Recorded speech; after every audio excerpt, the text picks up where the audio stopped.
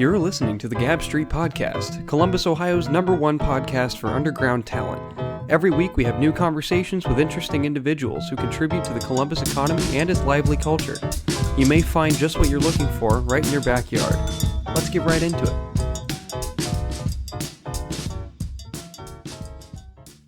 Like the complete opposite direction you needed to go. That game's convoluted, man. I love it. You know what else I love? I love podcasts. And I think y'all know this. Fun fact, I already started. Wow, was that not smooth? Holy shit. Today's episode 74, which is a freaky number. That's a lot. It's not a little. We got a co-host making his debut today, actually. This is not the first time you've heard him on the show. He's been interviewed before, but this time, he's in a different role. Say hello to YC. Say hello. Hello, YC.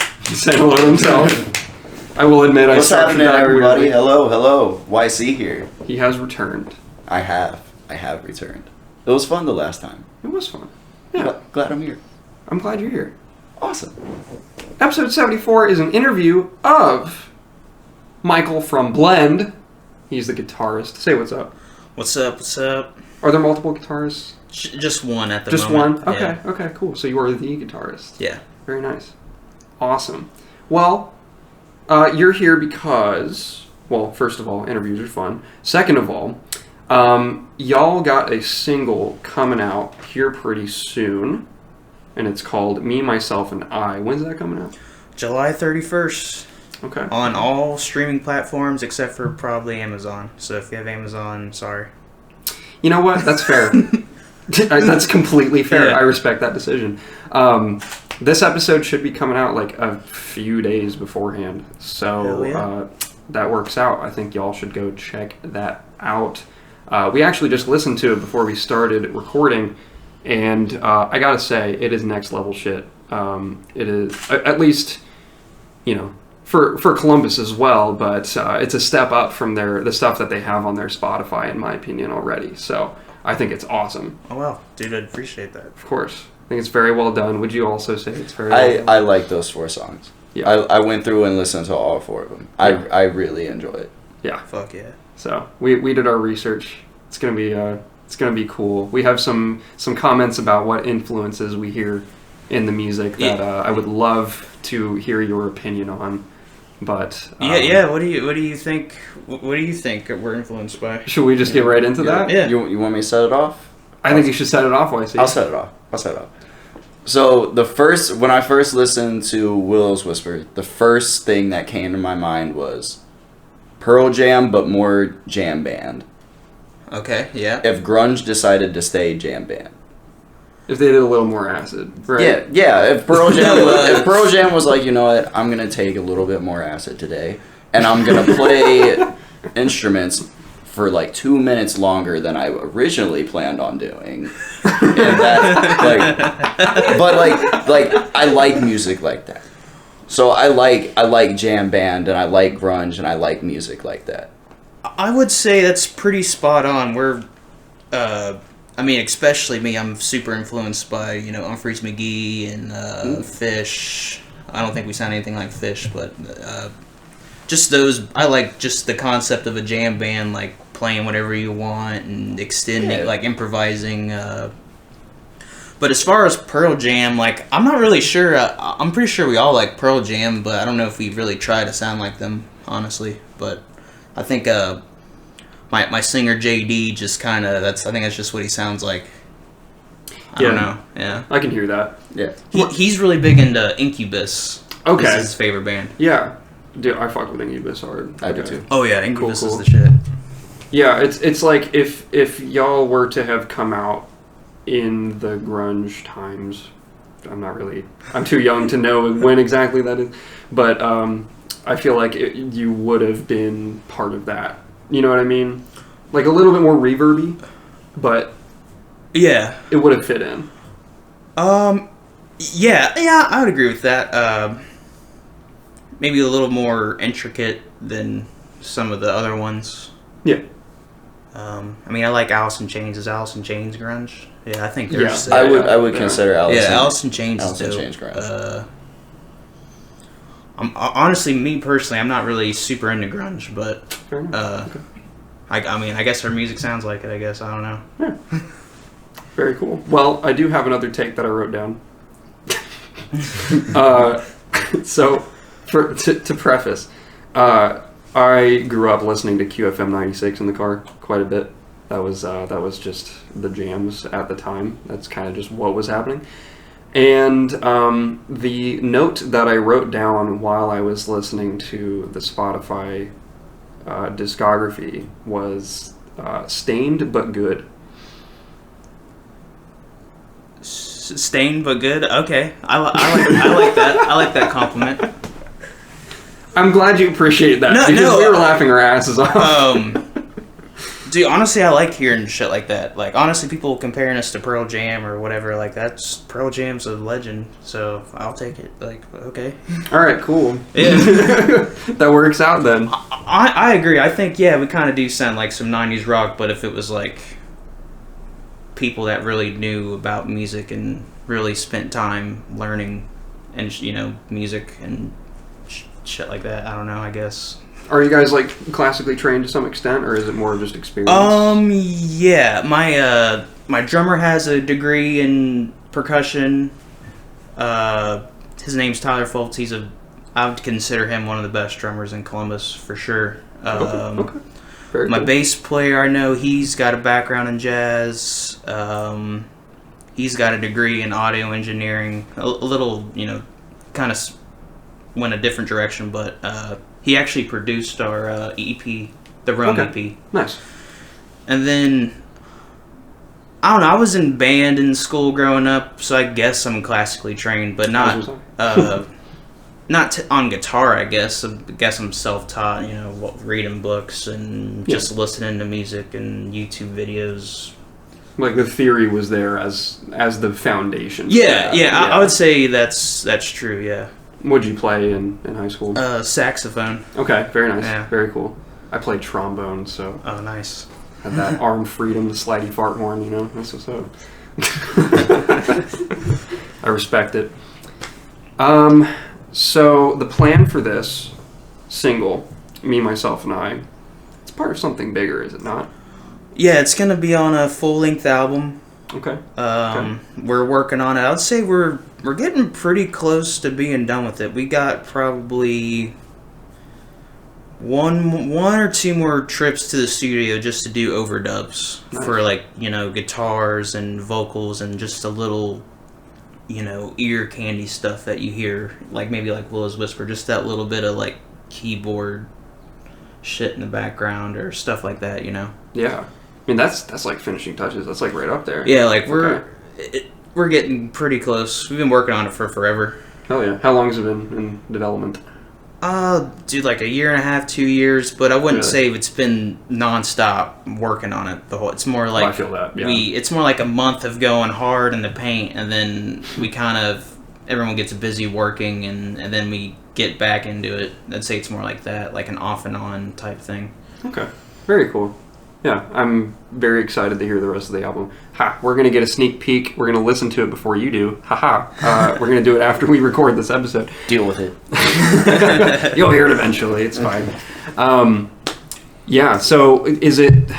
How much of a tone shift is it from the Rome EP? Is it more developing on the same, or is it... That's a good question. I don't know how to describe what we're doing. We got a lot of like funk and a lot of like heavy rock.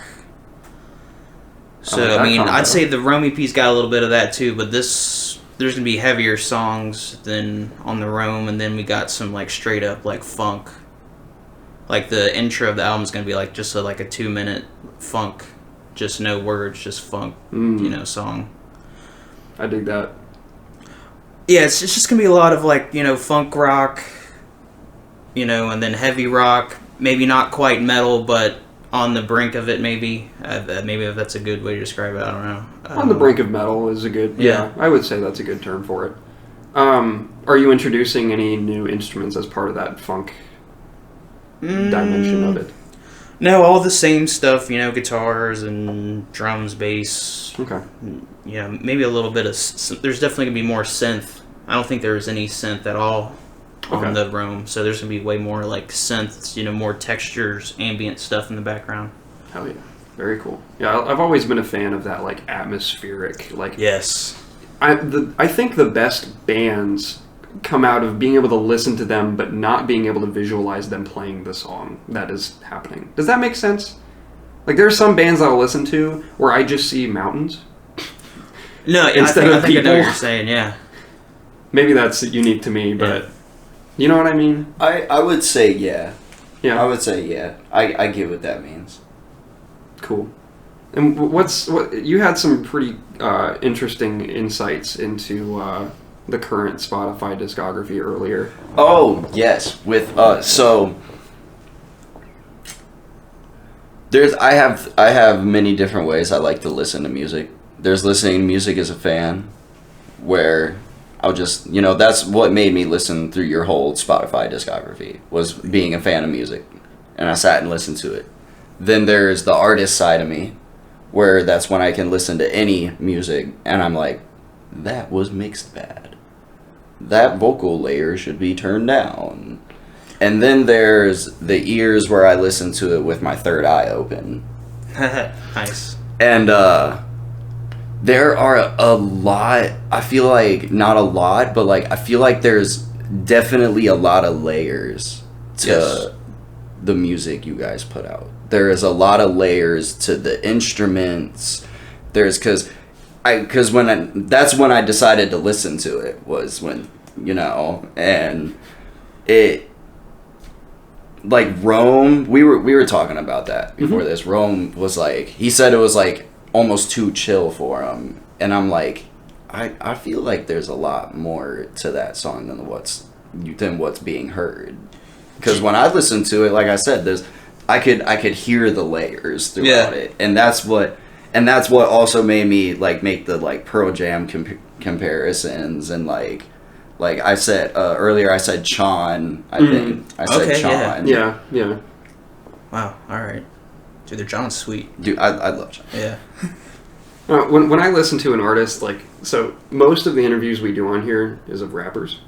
And when it comes to rappers, a lot of rap songs are of the same energy.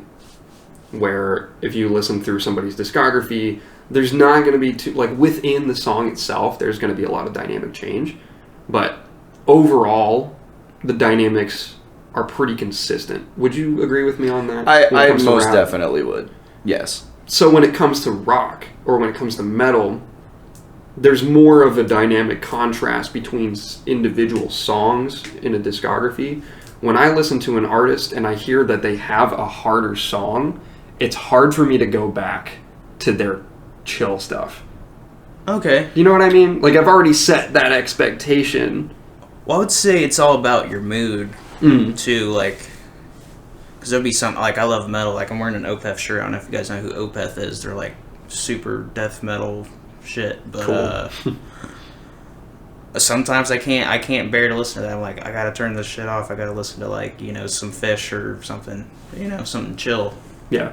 I don't know, but it's all subjective, man. I mean, I don't think there's an end-all, be-all of, like, opinion that's matters, for sure. Yeah. No, that's just my personal criteria. Yeah, that's what I'm saying. Like, another influence I do hear in Blend that I'm wondering if you agree with me on is I hear a little bit of Seether. Yeah, it's... No, not really? Alright, cool. I'll let that one go. I heard a tinge of Seether and I was like, I wonder if he's gonna... And then, I don't blame you for not agreeing with that. Well, now that we've discussed what influences are present, and we've discussed what we get out of it, what do you... If you want to speak for the rest of them, what do you want people to feel from listening to Blend? Well, I just think, we're just trying to make art. Like, we're not trying to be like anybody else. Trying to be interpreted. Yeah, like, I'd say we definitely have some positive songs. Like, but the song we're gonna release is, I would say, on the depressing side. I don't know. I don't really think about that. How people should feel about it. I don't know. That's fair. Yeah. Well, just me personally. I'm just an artist. Like, I'm just making music because I like to. Yeah. And I hope people like it. I really do. I guess if you don't, that's cool too. But I make music for my enjoyment. Okay. So it's more of like a message in a bottle kind of thing, where you're just sending it out and whoever picks it up. Yeah. However they read it, But, I mean, there has been talk in our band about writing more positive music just because the world's just kind of fucked. And, well, it's like, well, what are our skills? We write music, so let's try to make it, happy. That's, I don't know. Has that come out more in lyricism or in like major keys or?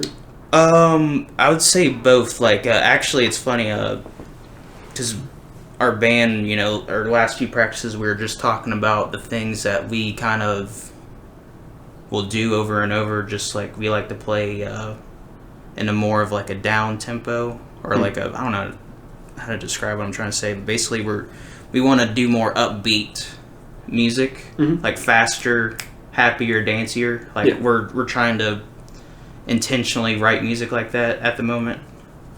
So I don't know. We'll see. The next year how that goes.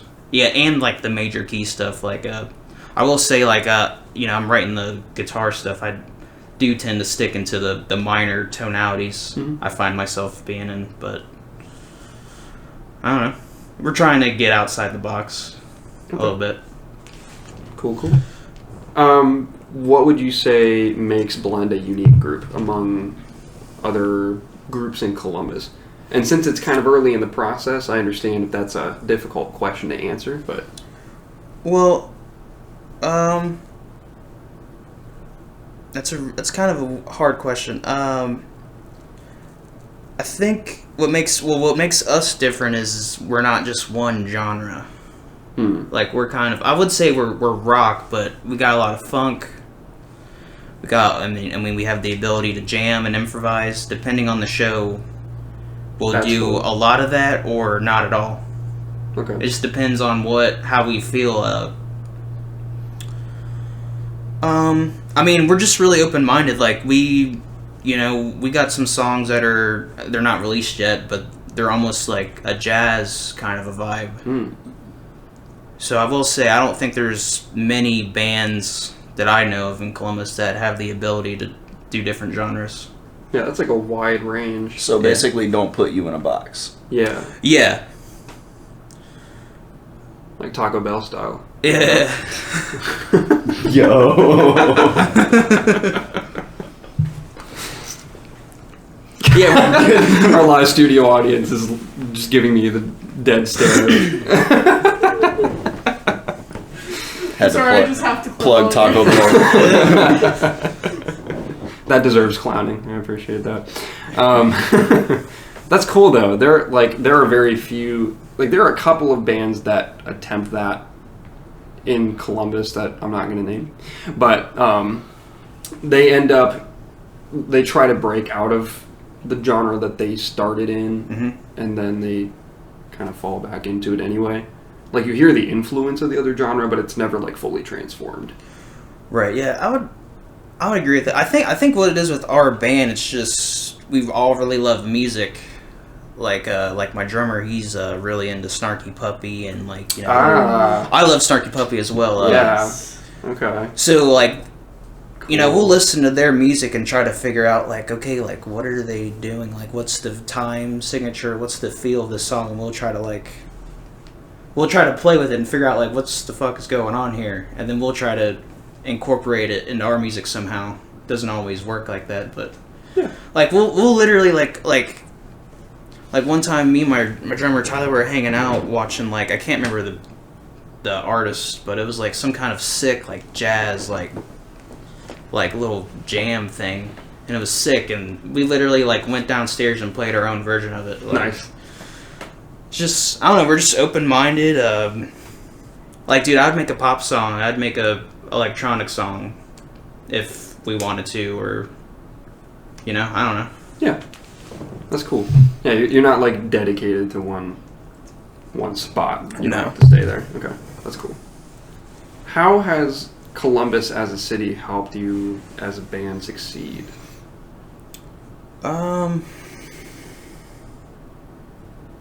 Also difficult. So putting you on the spot. I don't know. Maybe I'm wrong. I'm kind of under the impression that rock music isn't really the end thing, but maybe I'm wrong in Columbus. What do you think, YC?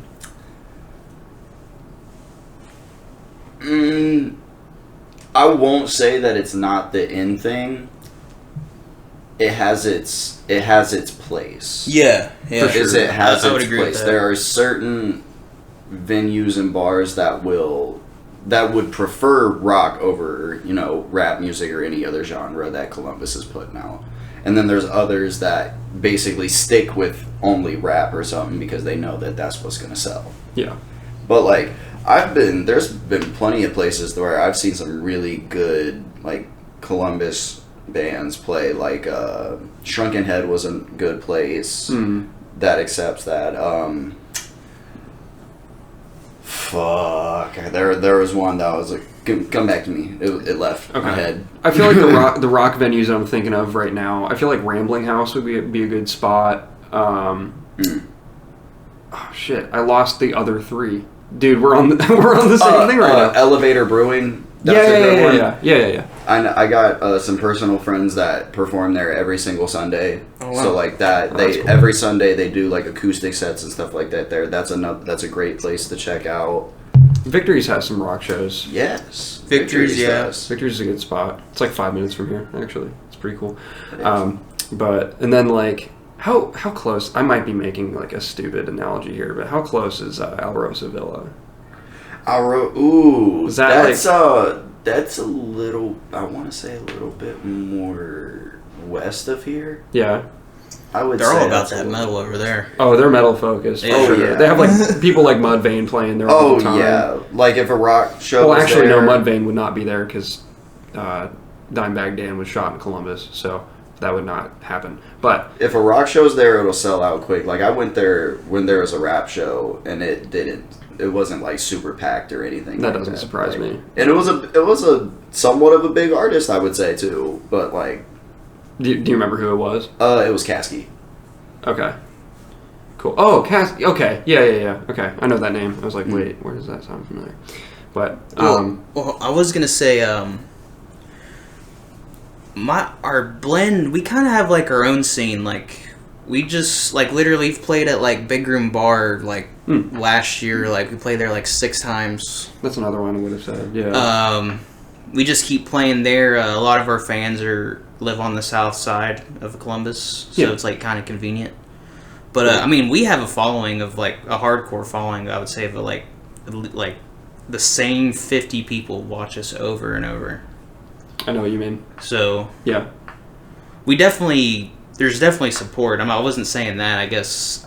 I don't know. I always see people talking about like the weird, like I don't even know how to describe it.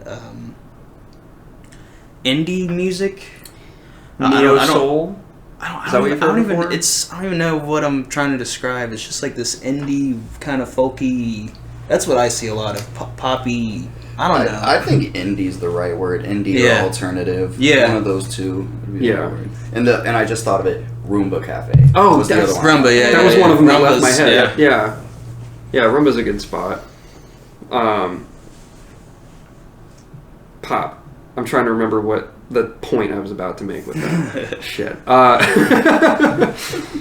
Hey, Gab Street listeners. Today's episode is sponsored by the 3-piece indie pop band, The Manatee Room. Their debut single, Pastel, released on all major streaming platforms on July 17th. Here's a little sample of their track, and if you want more, head to the description of this episode where you'll find a link to find the full song. The funds from this sponsorship went straight to the Columbus Creatives COVID grant, which you will hear more about momentarily.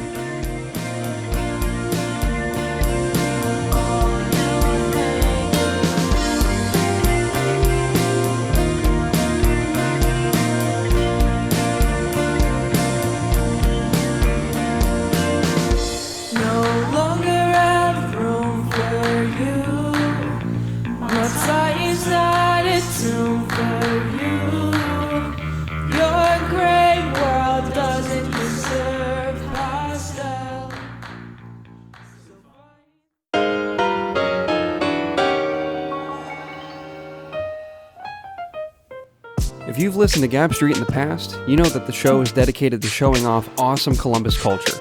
Now we're putting not only our voices forward, but a helping hand. Through the summer of 2020, Gab Street will be collaborating with Ravenshood Music Group to create the Columbus Creatives COVID Grant.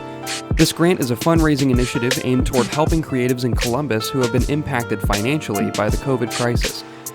We will be accepting applications through Saturday, August 15th, and we will be accepting funds through August 31st. Voting will take place during those 16 days.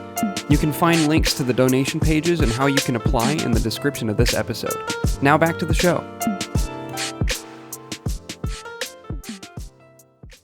Next question. How has Columbus hindered your progress? I don't know if anyone's hindered our progress. That's a good answer. Yeah, I don't know. I think people are in control of themselves, really. I mean, if you're a band, it's all about the work that you put into it. You can't blame other people for why you're not succeeding. I guess a better way to phrase it would be less focus on the people here hindering and more of like an aspect of the city itself. I'm not really sure. I don't know. That's a fair answer too. I don't know, man. Because sometimes, like as we were talking about, like feeling like rock isn't the end thing, or the way that the city's structured, how many people there are here, the mobility, stuff like that. When I hear like something, what did Jonesy say to that question? I feel like it was something about how all the cities have the same, everybody's complaining about the same shit in every city, or something like that. So yeah, they think that if they leave Columbus, they'll just escape all of the people saying bad shit about it. Exactly. But everybody's going to be saying the same shit in Cincinnati. Everybody's going to be saying the same shit in Dayton.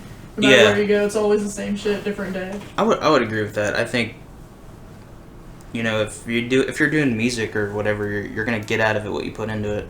I think. Agreed. Yeah. You have to harvest that positive energy around you for yourself. Yeah. So, I have to ask about, because the discography, it's a hard word to say, on Spotify is all pretty recent. Came out this year, and it hasn't been super long. Was there like how I described it earlier, is there like a World War Z pile of songs under what has been released that didn't make the cut? Like what's the... Okay, so the story of our EP basically is like this. So the album that we're working on right now is like, these are, like Me, Myself, and I is not the single release and isn't technically a new song. Okay. Like our fans that go to, like these 50 people that watch us over and over, they know that most of the songs we're playing are like 2-year-old songs, 3-year-old songs. It's just we've just been sitting on them, just waiting on the right time to get together and record it and release it. But the EP was basically like this. It was like we wrote a new song, which was Rome. That's sort of one of our more newer-ish songs. We wrote that. They're like, okay, this song's sweet. And then we kind of just... It was like, what 2 songs wouldn't go on this album that we're working on right now? That's basically the story of Rome. So Secrets and Hear Me are just songs we kind of decided maybe might not fit the vibe as well. Maybe. I don't know. So Rome is kind of an untitled unmastered of this new album. Yeah, but except I think Rome is a sick song though. I think that song stands on its own, but yeah. I would say, like, I don't know, I hate to say it's the songs were just the least songs that I think we were attached to. I think, at least me personally, I don't know, maybe I shouldn't speak for everyone else, but that's kind of how I felt. So we got good shit. We're gonna get even better shit later. Yeah. Oh, dude, it's gonna this album's gonna be I think it's gonna be a lot better. It's gonna pop off. Yeah. Oh yeah.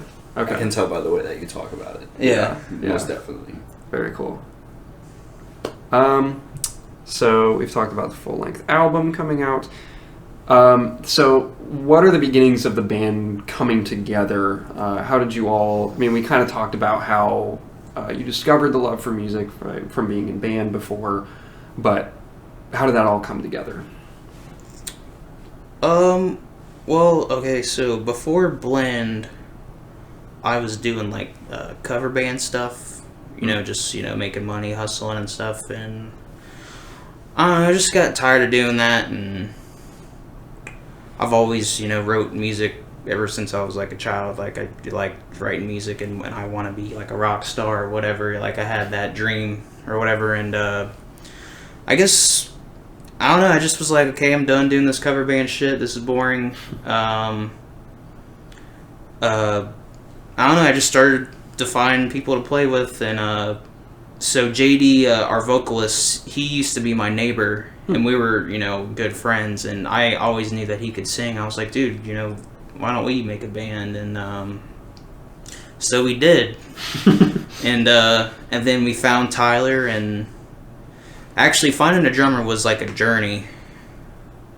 We tried out so many drummers, dude, so many bad ones too. There's a few good ones, but a lot of like just like, oh my god, like, why did we invite you over? But we found him, and what's funny about Tyler was me and him used to be like practically neighbors. Like he lived like 3 doors down from me in high school, but we never really talked to each other for some reason. I don't know why, but he was, my drummer for my band's literally right under my nose this whole time, and we got him to jam with us. And then we kind of went through a lot of fill-in bass players.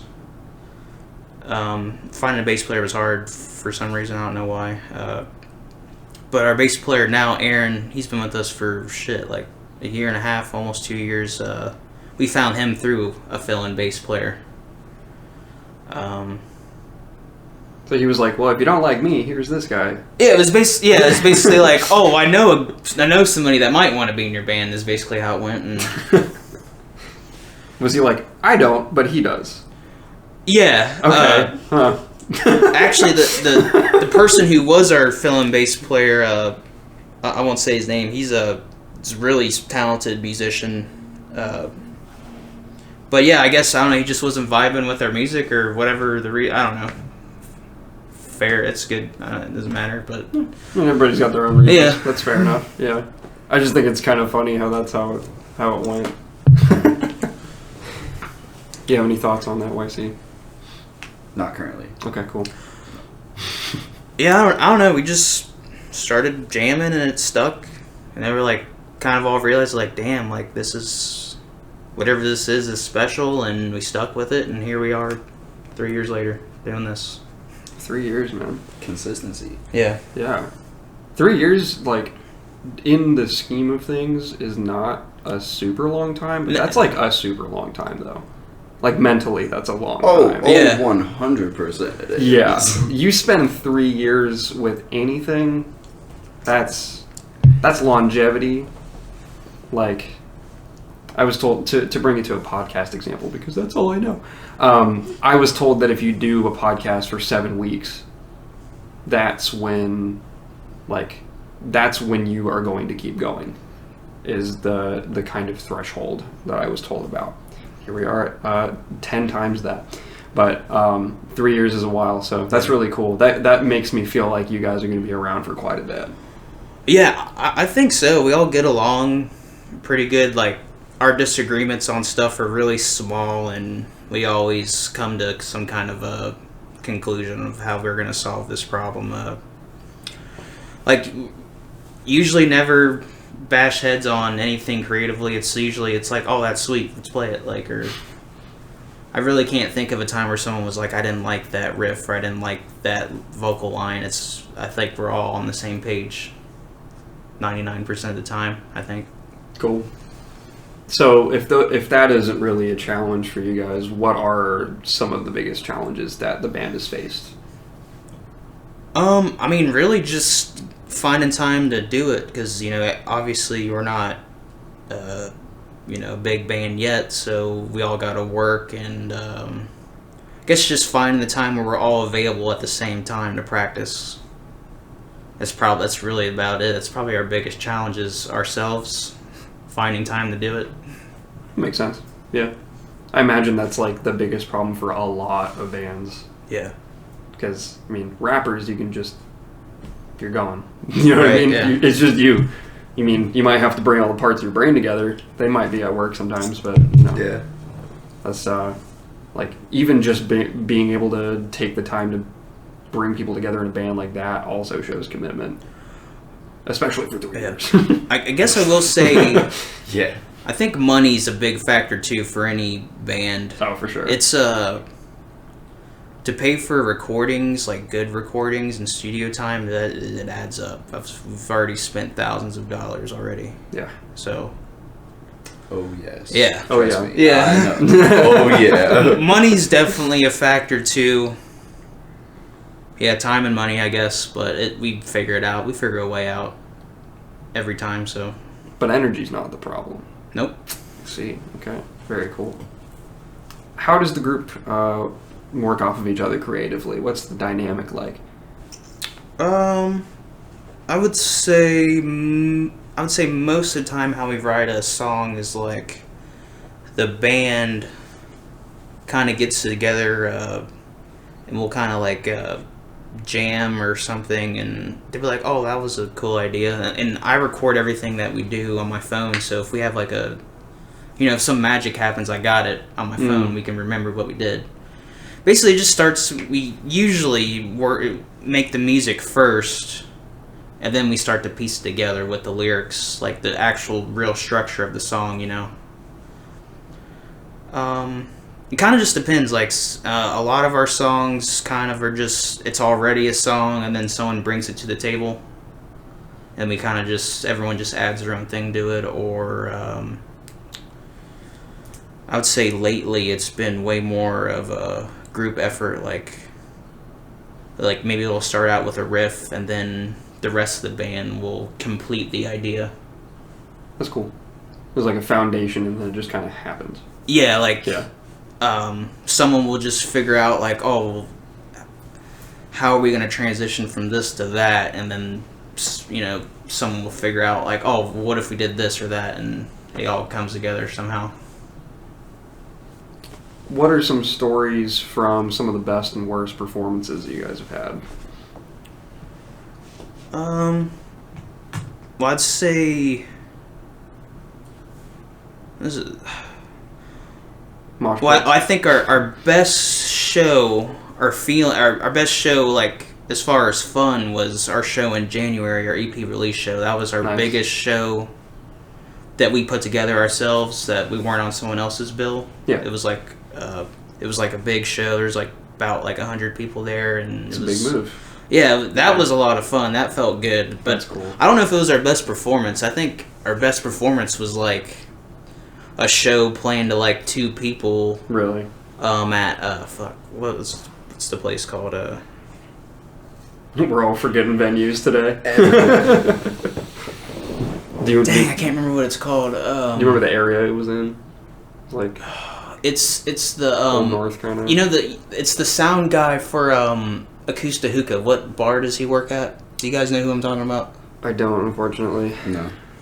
He's like a sick sound guy, and I don't know why I can't remember the name of the bar right now, but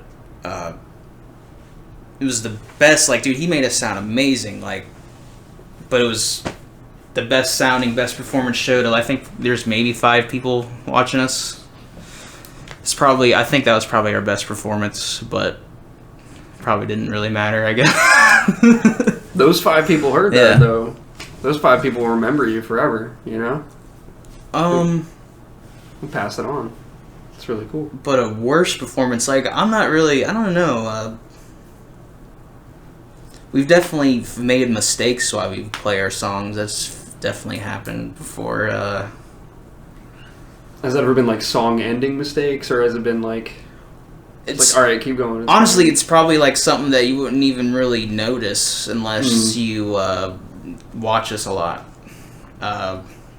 Like, wow, they're playing around with discordant notes. That's cool. That's a little jazzy. Yeah, well, yeah. Funny you say that. Like, that's literally like if I'm doing a guitar solo or something and I play a note that I didn't mean to, I'll literally just roll with that. I'm like, well, I guess I played this outside note. Now it's keep doing that. Now it's there.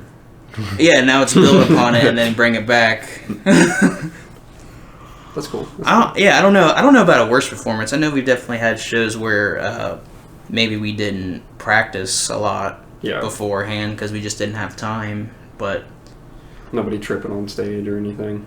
Yeah, I don't think so. We're pretty consistent though. I think that's cool. Yeah, I went. I forget who the actual headliner was for the show, but I went and saw a show at fucking Express Live where the Orwells opened for them. Do you know who the Orwells are? I've heard of them. The singer was just completely plastered, just totally blasted, and as he was singing, he was slowly rotating the whole time. You know what I mean? Like, he was just kind of like, that was just his move. But the mic cable wrapped around his leg slowly as he was rotating. And he went to take a step and he ate shit. Like, no. So, Orwells, if you ever come on here, I'm sorry. But I don't even know where they're from. But so at least if something like that has not happened, I think you're nothing, doing okay. Nothing catastrophic's happened. Like, no one's like tripped over a chord and broke their guitar or nothing crazy. Like, we don't get wasted when we play. We definitely have fun, but we don't, we save that for afterwards. Right. Yeah. Nobody's had a microphone down the throat or anything. No. No. Cool. Has fans started mosh pits at your shows? People don't mosh at our shows. They kind of like, just like, how I interpret it, just seems like they're just like getting like face melted. Like they're just kind of like that. Yeah. I like that because I've seen shows like that. I like that. I mean, some people dance, but I don't know. It just kind of just seems like people just watch it. I don't know. That was the George Clinton show for me. Yeah. You just like some shows you can't move to it. You just have to literally watch it, experience it, Absorb. Yeah. I don't know, man. Blend's music makes me want to punch somebody in the face. Dude, good. He's like, good. No, dude, if people moshed, honestly, I'd be really shocked. I'd be like, wow, really? I'm not sure if calm down. Yeah. It's not like, yo, it's okay. We're fine. Play your jazz song. Yeah, mosh pit breaks out. Dude, imagine a mosh at like a Miles Davis show. Oh, man. What? It's like the slowest circle of death ever. You're just... It's more of a rotation than a whirlpool. You know what I mean? Oh, that's it's just fantastic. It's like a Roomba. It's like... Everybody, the punches are like, yeah, man, you're not gonna feel this. Like, it's okay. It's like punching in your dream. Yeah. I wanna make a skit based off of that now. Let's pin that. Let's make a jazz mosh pit.